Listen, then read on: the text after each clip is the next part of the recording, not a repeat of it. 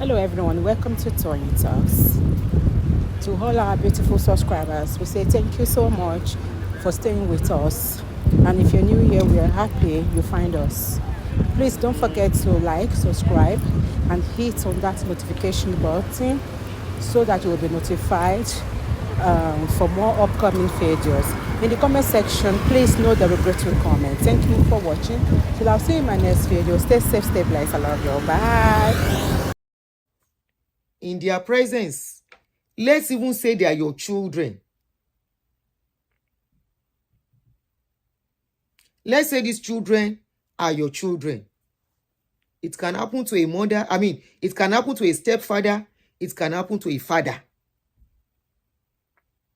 And not all children are calm. You've been beating their mother right from when they were young. They beat them. They beat them. Do not be surprised with this Gen Z generation. Where you will beat their mother one day. One of those children can stand up and give you a blow. Because that was what happened to that story. They said the woman is fond of beating their mother all the time. Làwọn ọmọ bá kì bàbá ìmọ́lẹ̀ wọ́n lù ní àlùsáré. And some people are blaming those children. Wọ́n ní wọ́n ti gbègún, they've invoked curse on their head. I say it's only in our society you use that to scare people.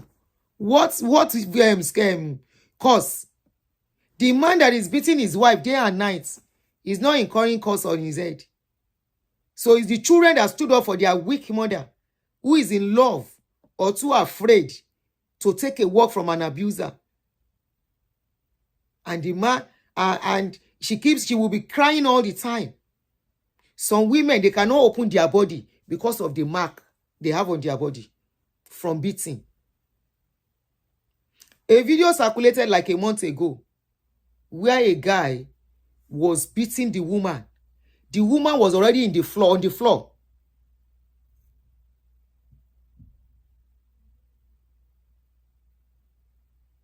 On the floor already. Ó dẹ̀ mú bat, ó dẹ̀ gbá mọ́ lórí. What if that woman should die in the process? That will be the end. Osinachi, right in the presence of her children. Do you think those children are not messed up for life? Right in the presence of their children. Ni wọ́n ti ń lù.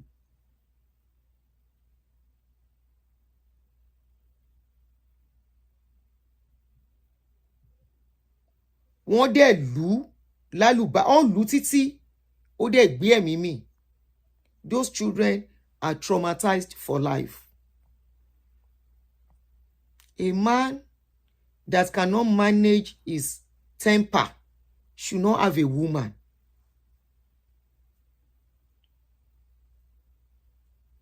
Àwọn ọmọ yẹn ò lù bàbá yẹn púpọ̀. I saw a comment telling Fash, oní tó bá kú ńkọ́ ìyá mi kò lè kú. Wọ́n ò fi nǹkan kọlù ẹ̀ṣẹ̀ náà fún now. Wọ́n kọ́ lọ́gbọ́n ni not to do it again. Kò lè kú, kí ló fẹ́ pa? Ṣé bí kú ṣe sáré pààyàn nìyẹn? Wọ́n ò gbé kán là mọ́lẹ̀ now. Wọ́n dá blow bí mélòó kan bò ní pé don't touch our mother again. If the story is true from that video. They didn't use anything. They didn't carry plank. They only gave him few punches.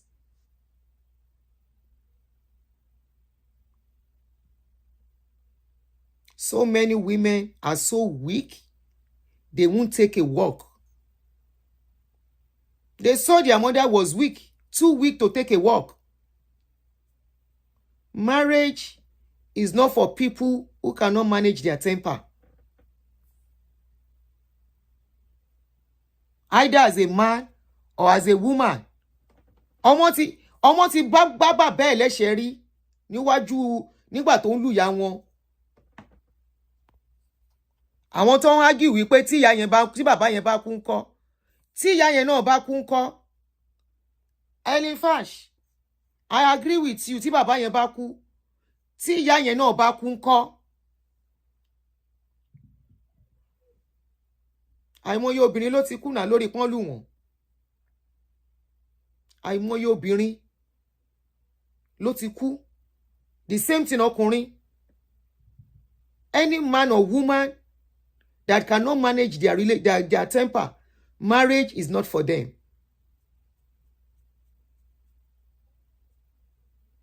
It's not for them. Where you don't know that laying hands on anyone is very, very wrong. Níbo náà ti kọ́? The children you are talking of, níbo náà ti kọ́? Wọ́n rí máa yẹn tó ń lùyàn ní now. Ẹni tí ò bá ń dán ọba máa lùyàn lójú ẹ̀ kò lè easy fún àti lùyàn.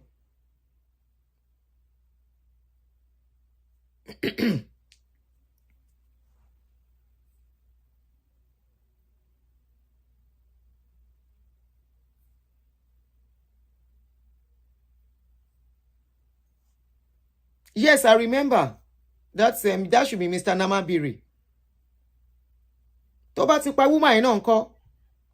Or the process of beating that woman all the time. If anything happens to the woman, that man will move to the next woman. The children will be the one taking care of whatever mess is going to leave behind.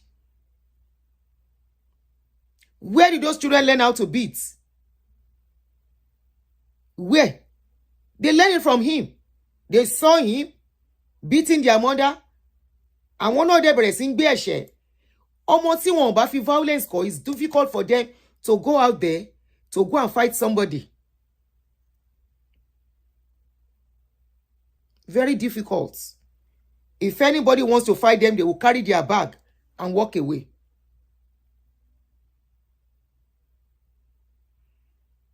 The same thing, ọmọ tí wọn ò bá fi èébú kọ́. Very tough. Most languages tá ń sọ olórí burúkú, apọ̀dà, akóṣìbérò. Where did we learn it from? From those parents of those days. Ṣáwọn ọmọ wa mọ̀ nǹkan tó jẹ́ bẹ́ẹ̀? No, because àfi kọ́ wọn. Ilé láti ń kó ẹ̀ṣọ́rọ̀ sóde. Charity begins at home. All of you come knowing that if the man spy in the process, what if the woman has spied? The man will have continued his life. Go on to the next woman. So it's a big lesson as far as I am concerned. It's a big lesson. Don't lay hands on your partner. For any reason. Nothing justifies anybody lifting their hands on their spouse. Either the man or the woman.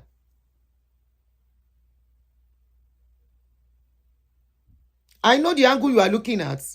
But what if the man has spied? Those children can end up in jail. I agree. But what if the woman has spied too? The man will end up in jail. Why will anybody lay hands on their partner? For what?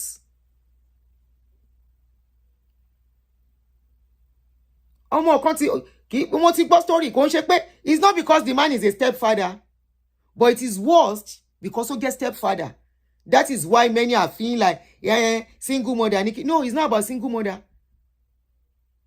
Even if you are their father, they can take a walk from your life and say they don't want to see you ever again. They can look at you and hate you for life. Not because of anything. Yes, you are their father, but they have seen you abusing their mother for so long. It has messed them up too. And they are carrying that trauma, that memory of how you used to beat their mother. There was a video that was sent to me of a woman. Come and see her body with bruises. Her head, again, gosh, by Auntie Bola. I sent the video to Auntie Bola. Bear me witness on that video. That video I sent to you. Wípé mi bá ti aláti yín kí n tó send it. If Auntie Bola is still here, watching, I sent the video, she saw it. The children are grown up. Wọ́n ṣe ọmọdé. They are grown up kids. In their late teens and early 20s. 3 of them, they are the one cleaning their mother's wound. And you think one day, one of them will not snap and give that man a dirty slap too? Or push him? Tó bá jẹ́ bàbá wọn, wọ́n lè tí kó fìdí jálẹ̀ kó kú dànù. Yes. Wọ́n lè má mean ẹ̀ pa wọ́n fẹ́ pa.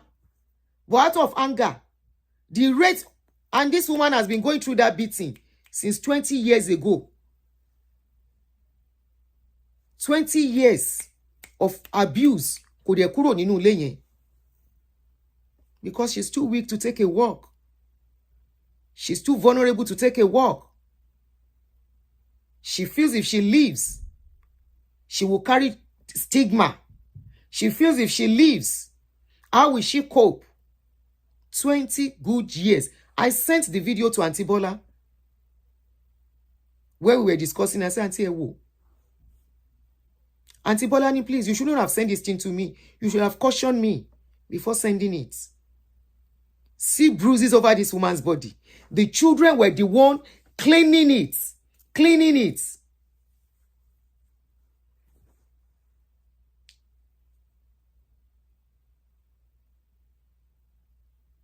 The children. And you think one day, one of those children will not look at that man if he continues. And you know what? As at the last time I discussed with the person that sent the video, I said, Alpha, the woman is still in that house. And you think one day, one of those children will not give that man a dirty slap because it's their father, or push him away so hard, ó lè forí gbálẹ̀ kó kú.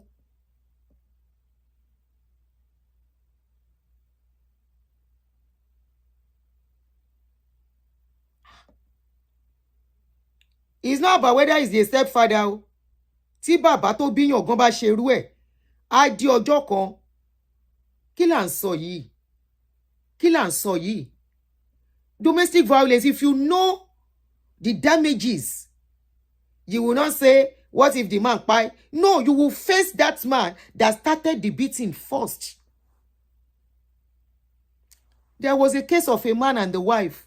Wọ́n cover ọ̀rọ̀ yẹn ni now. They had to cover that case. But that woman will live with that trauma for life. She and her husband were fighting physically. One of their daughter. She's still the auntie. Auntie Bola you want kò kúrò.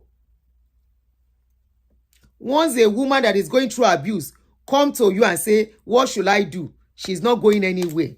Once they come like that, I know they answer them. Auntie kini kin ṣe, I will tell them, kó tó bá feel pé wà okay, do it. You are the one in the shoes. I'm not the one. So why are you asking me? What should you do? What is my own to tell you what to do? Me, I don't answer people like that. And they will ask me, what should I do? No, it's not in my place to tell you what you should do. It is your problem. It is your decision. Tola ma jẹ́ kẹ́ pé kò tí ìyá mi ńtẹ̀ tí mo bí mo fẹ́ ṣe calling. Ní sùúrù. She's still the auntie. Wọ́n kúrò. Once they come to you and say, auntie, I am going through this. I don't know what to do. You don't know what to do? Am I the one that is being beaten? No, I'm not the one. So I was trying to talk of one.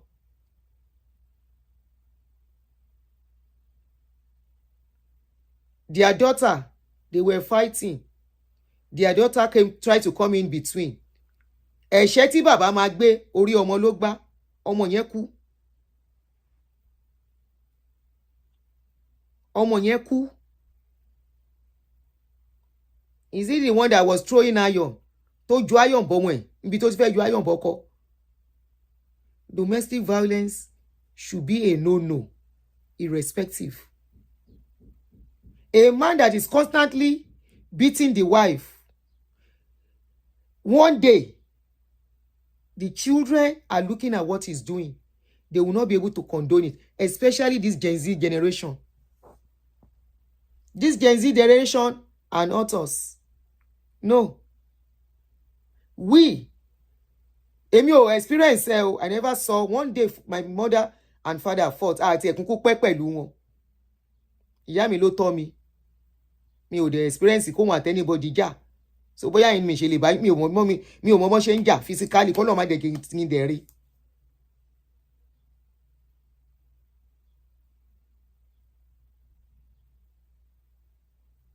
It's not something irrespective. Bóyá tí àwọn ọmọ bá ń lu bàbá àbọ̀ ń lu stepfather ọkùnrin á stop ẹ̀ because àwọn ló pọ́nmọ́ jù. You can say it is abomination. A man beating his wife ò kì í ṣe abomination àbí? A man beating the wife tóbìnrin yẹn máa fi pa is not abomination àbí? If that woman is your daughter,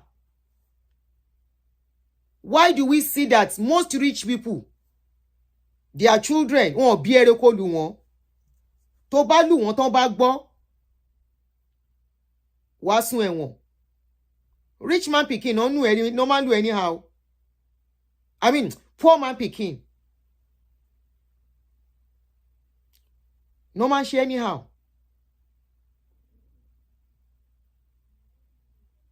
Gen Z generation. If you are a Gen Z generation, you are beating your children, I mean your wife, their mother, in their presence. Just expect that one day, one of those children will stand up to you. Wọ́n lè má lù ẹ́ o, but wọ́n sọ pààrà ọ̀rọ̀ sí ẹ.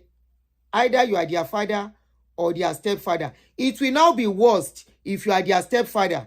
No matter how much you are spending in that house, no matter how much love you think you are showing to those children, and they are seeing you abusing their mother. Oh, lè ṣe gbé o. No. Sherry, this is one of the things I keep saying that I don't like about our people. Mo hate kini with passion. I hate it with passion. Whereby we think adults can abuse and go scot-free. And we hide them under the mentality and sentiment and emotional blackmail of their adults. Baba yoni, iya yoni, and so F what? And so F what? They should mess up lives because they are baba, because they are iya. They should destroy lives. Remember, they will go. Or you will start. That child under them is going to go and start on his own or on her own. And that child will have been traumatized and messed up to go and mingle with some people's family, people's children too. This is why trauma keeps expanding. Somebody traumatized, carrying that trauma to another person and traumatizing that person too. Don't you know most abusers end up abusing others? They end up. How was it easy for those children to beat that man, knowing that that man is older than them? Because they have been abused. They have been seeing abuse. They don't see anything wrong. After all, he's beating somebody too. It is what is taught them. They saw him doing. Go and look at some children. Little tiny thoughts. Oh, àwọn ìpínisí ọmọ kékèké tó yìí jẹ́ kókó. Go and see some of them. The way they bully their mates in school. By the time they trace them, that is what they go through at home. That is what they are using to train them. Have you not seen some children, the way they will fight in school?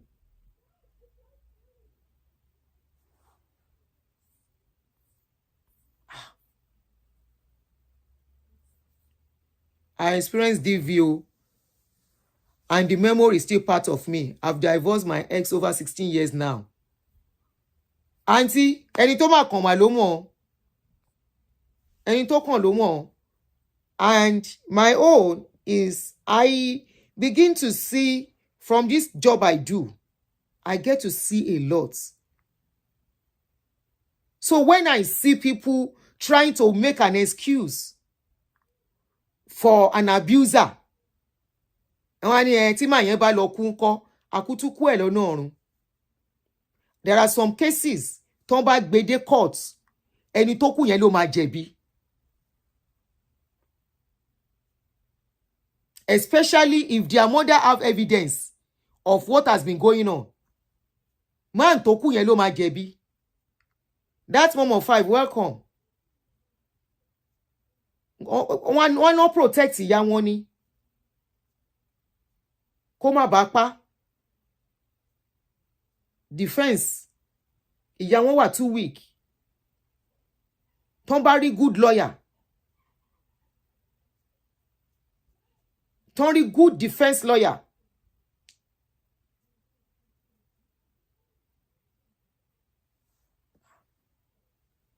Ẹni wọn ṣe pé àwọn kan ní wọn ṣe pé ọlọ́pàá. Èèyàn ló pa ọlọ́pàá ń bí. Ó likely kó win ní case yẹn. Because there is this thing they call it, mo ti pé orúkọ tán pé, is a psychological term. Nǹkan ṣẹlẹ̀ nìyẹn ò lè kíní yẹn ló jẹ́ kó heart. What is it called?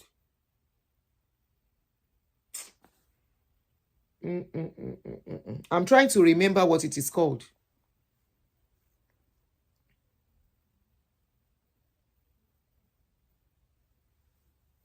Nítorí orúkọ tán pé. No, not PTSD. Hold on, not PTSD. Kò ṣe PTSD.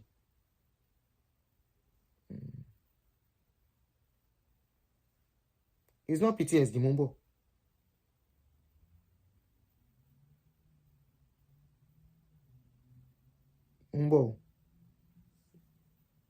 Not self-defense.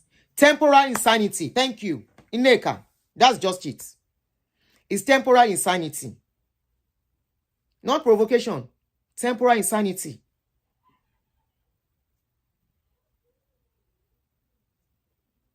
Well, you see, somebody said, I'm in USA. I hardly speak with my dad just because what my mom experienced in my father's hand. You see? It's called temporal insanity.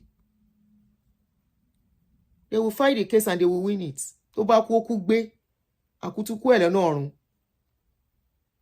So next time we won't do it. Temporal insanity from what they are seeing, they are experiencing. Ìyá wọn náà pè ní tó ń sọ yìí now. Ìyá wọn ni. Are you saying you can endure looking at your mom being beaten by your father or stepfather? Say because of what? Wàá ti bàbá yẹn dànù tó bá fẹ́ forí gbálẹ̀ kó forí gbálẹ̀. Tí rí bí ọjọ́ ọmọ ti ìyá gan. Ọmọ tó máa ti ìyá tó bí. Tí rí yẹn rí. Tí ọmọ bá ti dé stage kan, tí parent ìyá gan ò mọ bó ṣe máa handle case tọ́rọ̀ bá ṣẹlẹ̀. Ṣé wọn kọ́ lè yàn lọ ọmọ fún, especially when the children have gotten to a certain age. Ọmọ tí ẹ wá rò pé ó lè ṣerú ẹ̀ tó máa ti ìyá yẹn pé kí ló dé? What did I do?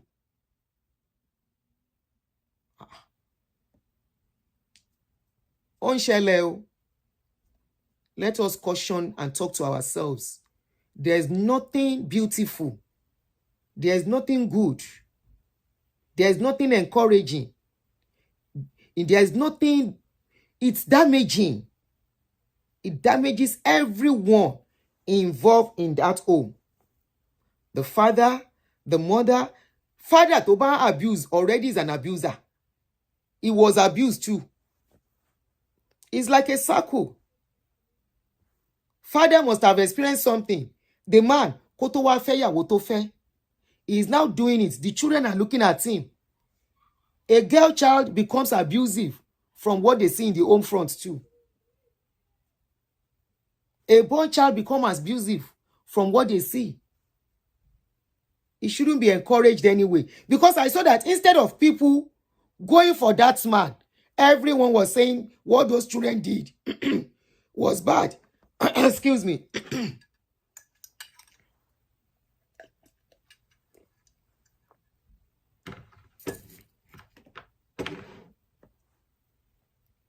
Everyone was just going for those children. That why did they lay hands on the man? I said, why did they lay hands on the man? They say the man has been beating their mother for so long. And there are so many women. They are so weak when it comes to issue of men. They are so weak to say no. It's very tough for them. To walk out is very tough.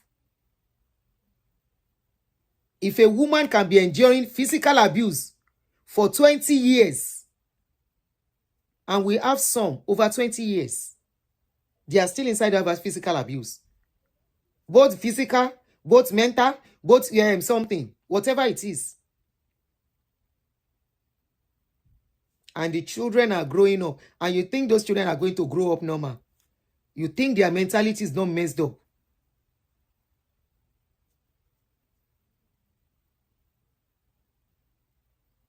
Ineka, you say, why did he lay hands on their mom?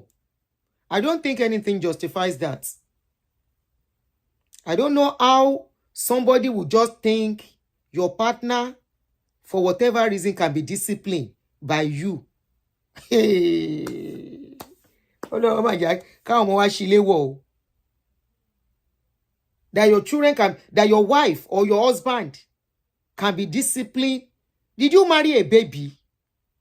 Did you marry your house help? Did you marry your child? No, you married your wife. You married your husband. Oh, you were asking exactly. You marry your husband. You marry your wife. You are not the one to train them.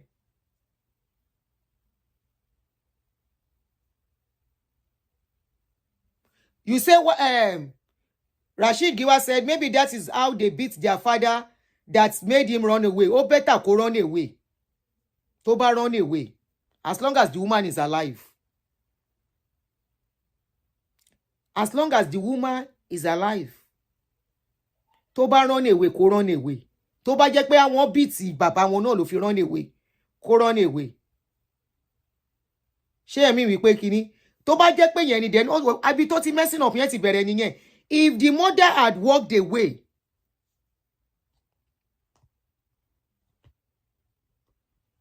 if their mother had walked away when there was beating, maybe those children would not end up laying hands on other people. Are you looking at it from there? Like I said we are not sure of the full story. But that was what was put out.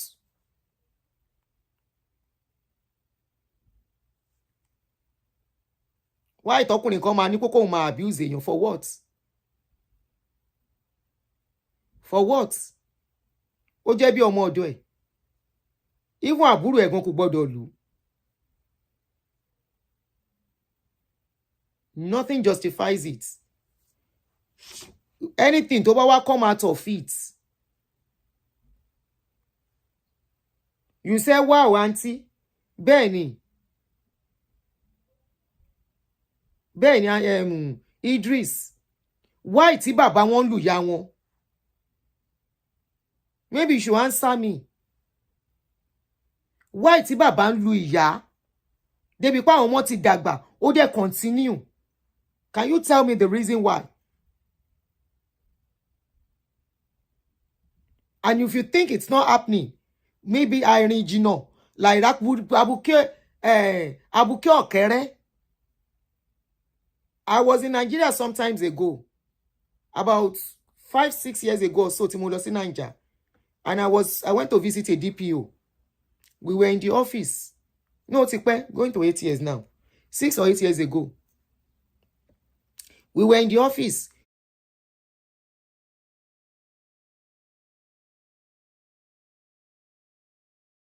When this couple came, the man 70, the wife 68.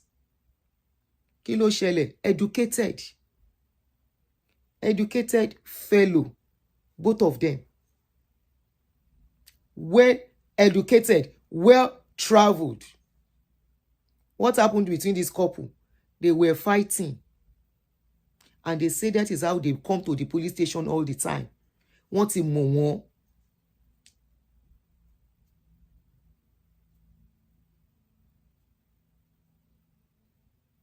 They know them already. So that particular day, they woke up as usual, and for one reason or the other, they started fighting. While the fight was going on, Baba gave Mama punch. So those people, the woman should be 70 something now, 74, 75. The father, the man should be almost 80. So on that particular day, the fight started as usual, their usual way of fighting. That was how Baba gave Mama blow. Nígbà tí apá bàbá ìyá ò ká bàbá, of course, she cannot give Baba the kind of blow Baba gave her. Instead of doing that, she held Baba's boss and brocos, squeeze it. Baba now bite her so deep, ẹ̀jẹ̀ wá ń jáde, red was coming out. That was what made Baba to come to police station. Ipò fẹ́ pa òun, wọ́n rí ẹ̀jẹ̀ yẹn. So they now asked them to go and invite Mama. They brought Mama. Mama, kí ló dé? Why did you have to do this? You want to kill your husband? Now Mama explained. By the time they saw Mama, wọ́n bá wọn tí ẹ lè sọ̀rọ̀ mọ́, because ojú ìyá, apá kan ti ga. Apá ojú ìyá kan ó ti ga ibi tí Baba ti gbẹ́sẹ̀ fún. So immediately they saw the Mama, they asked Baba, who punch her? Baba said, I'm the one, I'm disciplined, kò fẹ́ gbọ́ràn. Mo wò wọ́n báyìí. How old ni ìyá tẹ́ ní kò fẹ́ gbọ́ràn? Ìyá 68. So the question I asked, I was asking, I said, wọ́n bí money. They said the children, they have 2 children. The 2 children are in UK. That the children are tired of both of them. Baba no go, Mama no go. Police don't know them well. Yes, at their age, this is not a story. I was sitting down when they came in. One wo by. By me. At what age?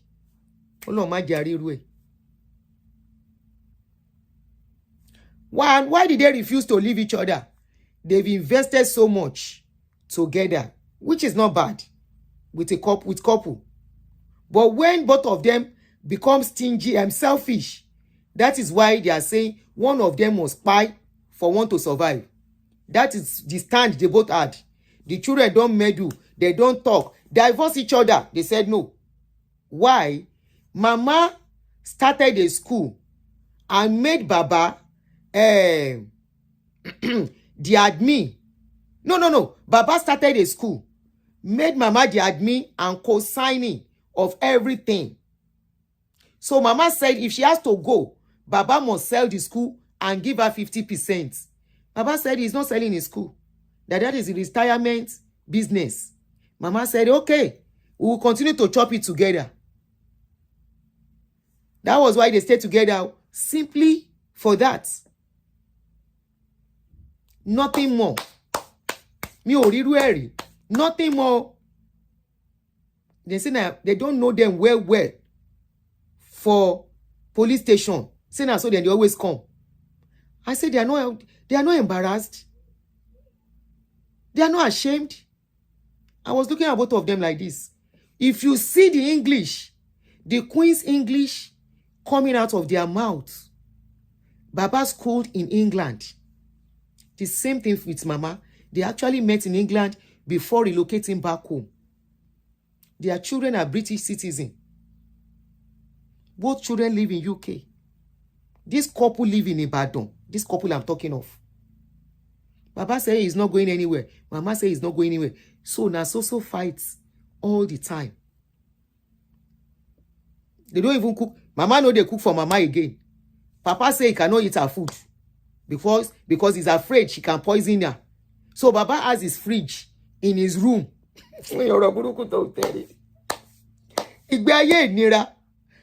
Mama has fridge in his house. Baba has fridge in his room where he puts all his food. After cooking, he will pack everything, put it inside his bedroom. Lock it anytime he's going out. So, nothing. They said the last time as at that time, that for the past 10 years, there is no kerewa between them anymore. And they say now, so Baba, they always beat her. Since forever.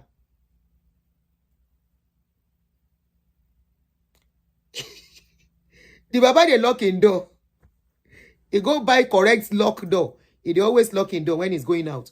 He said because he's afraid the woman can poison him.